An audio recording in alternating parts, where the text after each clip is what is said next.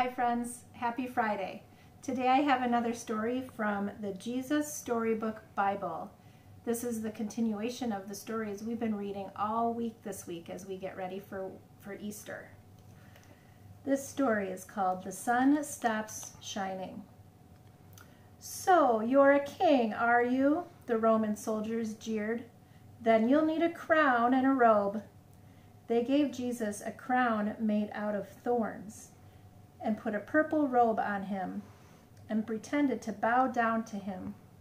"Your Majesty," they said. Then they whipped him and they spit on him. They didn't understand that this was the Prince of Life, the King of heaven and earth, who had come to rescue them. The soldiers made him a sign, "Our King," and nailed it to a wooden cross. They walked up a hill outside the city. Jesus carried the cross on his back. Jesus had never done anything wrong, but they were going to kill him the way that criminals were killed. They nailed Jesus to the cross. "Father, forgive them," Jesus gasped. "They don't understand what they're doing." "You say you've come to rescue us," people shouted, "but you can't even rescue yourself." But they were wrong. Jesus could have rescued himself. A legion of angels would have flown to his side if he had called. "If you were really the Son of God, you could just climb down off that cross," they said. And of course they were right. Jesus could have just climbed down. Actually, he could have just said a word and made it all stop, like when he healed that little girl and stilled the storm and fed 5,000 people. But Jesus stayed. You see, they didn't understand. It wasn't the nails that kept Jesus there. It was love. "Papa," Jesus cried, frantically searching the sky. "Papa, where are you? Don't leave me." And for the first time, and the last, when he spoke, nothing happened. Just a horrible, endless silence. God didn't answer. He turned away from his boy.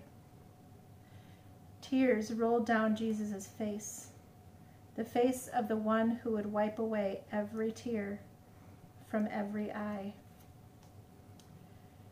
Even though it was the middle of the day, a dreadful darkness covered the face of the world. The sun could not shine. The earth trembled and quaked. The great mountains shook. Rocks split in two, until it seemed that the whole world would break, that creation itself would tear apart. The full force of the storm of God's fierce anger at sin was coming down on his own Son instead of his people. It was the only way God could destroy sin and not destroy his children whose hearts were filled with sin. Then Jesus shouted out in a loud voice, "It is finished." And it was. He had done it. Jesus had rescued the whole world. "Father," Jesus cried, "I give you my life." And with a great sigh, he let himself die. Strange clouds and shadows filled the sky. Purple, orange, black, like a bruise.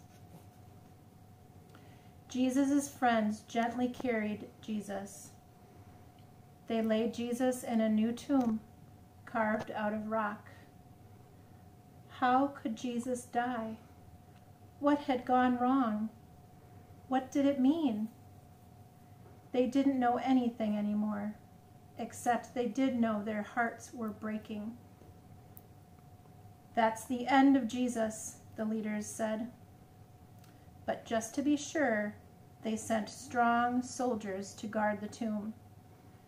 they hauled a huge stone in front of the door to the tomb so that no one could get in or out.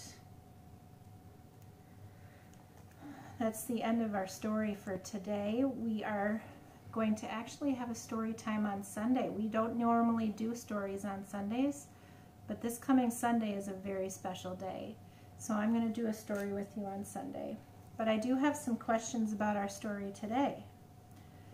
That's a really sad story, and it kind of makes me feel like crying, and it kind of makes me feel really angry too. I'm wondering how you feel about that story.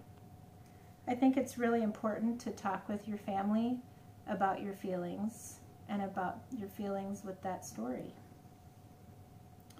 It's okay to feel that way, because I'm going to have that story time on Sunday, on Easter, to tell you about the very, very happiest story there is.